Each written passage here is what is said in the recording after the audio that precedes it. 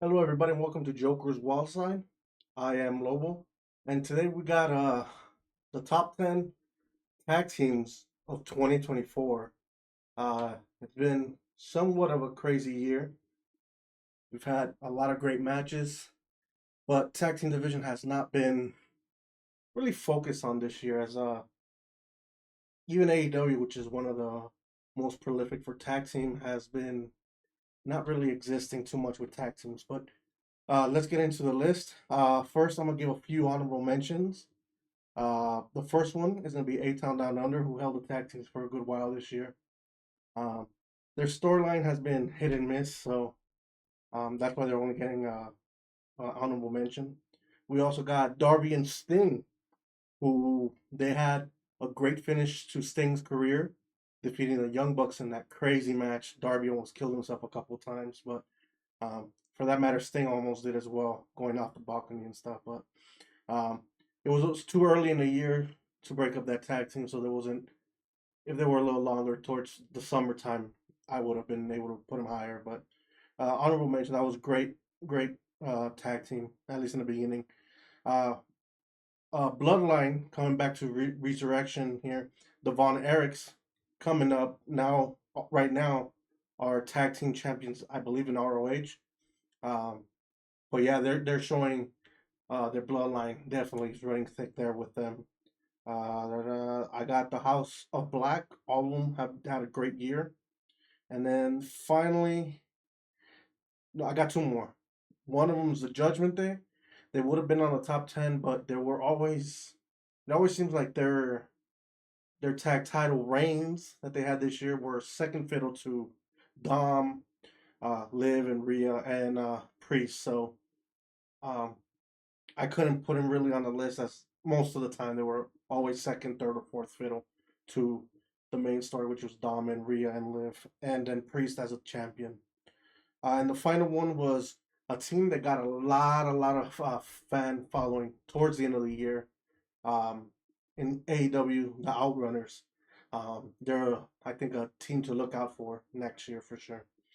But anyways, now to our top 10. We have, sticking with AEW, FTR at number 10.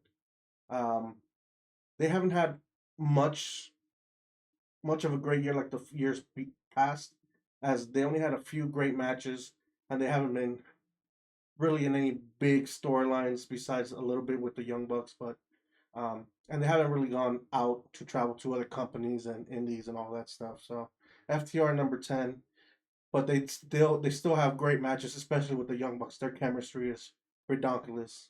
At number 9, uh, we're gonna stick with AEW, the Blackpool Combat Club. Now the Death Riders, after that murdering of unaliving of Brian in his last defense. They've had titles throughout the year, but um, most of what they've done has been hit or miss for me. Um, they they definitely have the potential to be higher, just and they were in great storylines for the most part. From backing Brian, um, from being the elite against them against AEW, and then now them running roughshod. I think they could have done more. Personally, with the tag team, definitely elevated it, but they never really captured the AEW Tag Team Championship, so that's kind of like a big a big uh, exclamation point or star on their year. But they've had a great year regardless. At number 8, Grizzly Young Vets. Although they didn't really get any tag titles, if I remember correctly, um, anywhere they go, they have banger matches. They've had some great ones in TNA, New Japan. I think also they had a great run. They were supposed to also be with the Young Bucks on a feud, but that never happened. But they are great in the ring, and hopefully, if they sign to AEW or back with WWE, they could possibly bump that tag team division up higher for sure. At number 7, they just started recently with WWE, but immediately won the title, so I got to put them up here somehow. Motor City Machine Guns. The old is new, and boy, do they still have it in them. They had banger after banger matches, especially that first the title win that they had. Uh, the feud that they've had with DIY, the matches they had with the Street Profits also really good. So I gotta put him number seven, even though it's that one might be more of a recency bias, but regardless, they've had a pretty good year considering that I didn't think they were gonna ever tag again after their last TNA run. And number six was the one that they feuded just recently, DIY. Um, I was gonna put him higher in my first draft for this list. I had him at number two actually in my first draft, but most of the year they were not together, so I couldn't give him that high of a bump.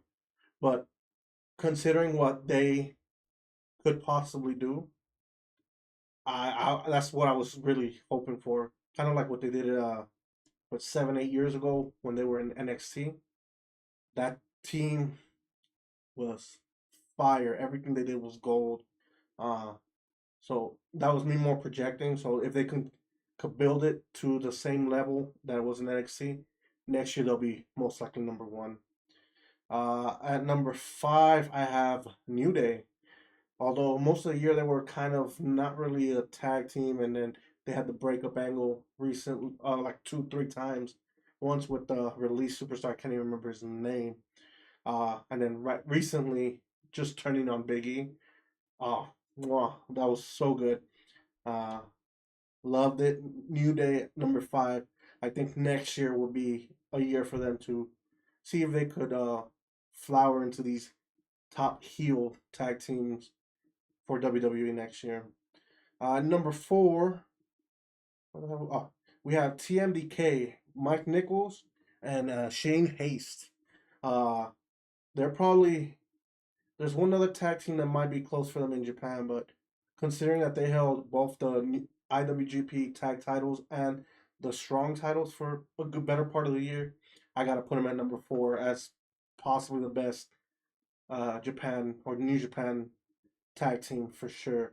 They had great matches, like I said, all throughout the year. They also had a great showing in the uh, their tournament that they have for the tag title. I can't remember right now, but a great fucking year, especially defending and holding both those titles for a very good portion of the year. They're at number four, TMDK. And number three, I have TNA's ABC, Ace Austin and Chris Bay. Most of the year they were not taxing as Chris Bay was injured a few months ago. Uh, Hopefully his recovery is going well, so we'll see him back in the ring soon. But anything they touch is gold. Last year they were probably as well one of the top teams if I remember correctly. They were just banger after banger after banger matches, not just as a tag team but alone. Not to mention they held the TNA tag titles for a good amount of time. Um, but yeah, at number two, I have who many think should be the tag team of the year, but Axiom and Frazier, Fraxium, they had probably the longest reign of a tag team, besides maybe the number one um, team, but they also the storyline wise with the stuff with Chase U was great. The stuff with them being maybe jealous of each other or uh, not sure if they trust each other, possibly breaking up, but still staying strong because they have banger of bangers of bangers of matches.